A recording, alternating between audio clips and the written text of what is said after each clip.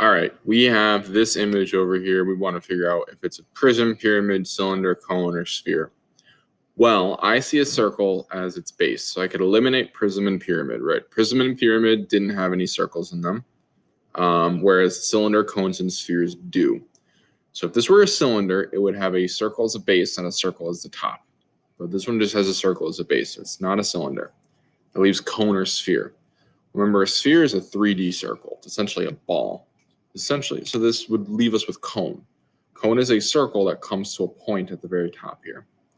So let's go ahead and find the volume of this cone here. And the volume of a cone is very similar to that of a cylinder, except we're going to have a 1/3 in front. So 1/3 times pi times the radius squared times the height.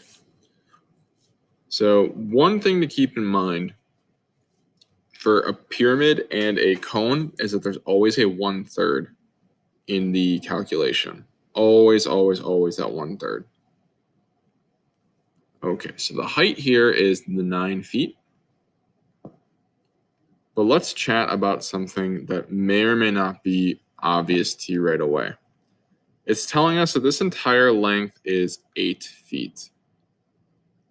Okay, so is that the radius? Well, not quite. Remember, the radius is the distance from the center to the edge. So this would be the radius.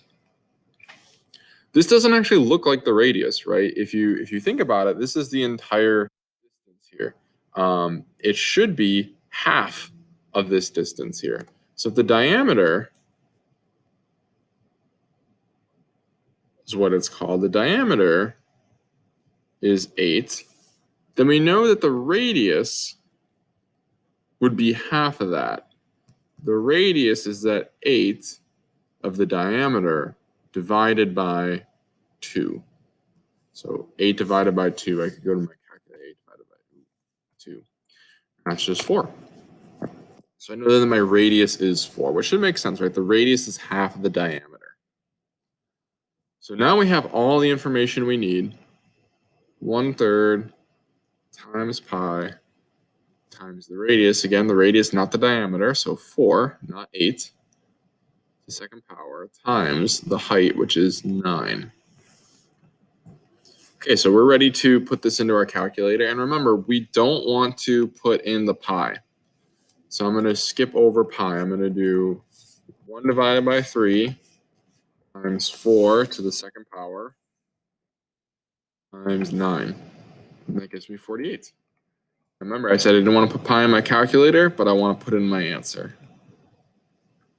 So 48 pi, and this is feet. So feet to the third power.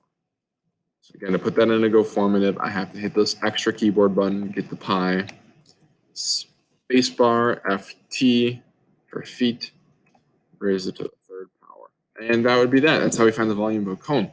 It's important to ask yourself the question before you start. Did they give me the diameter, the distance from one edge of the circle to the other, or did they give me the radius, the distance from the center of the circle to the edge?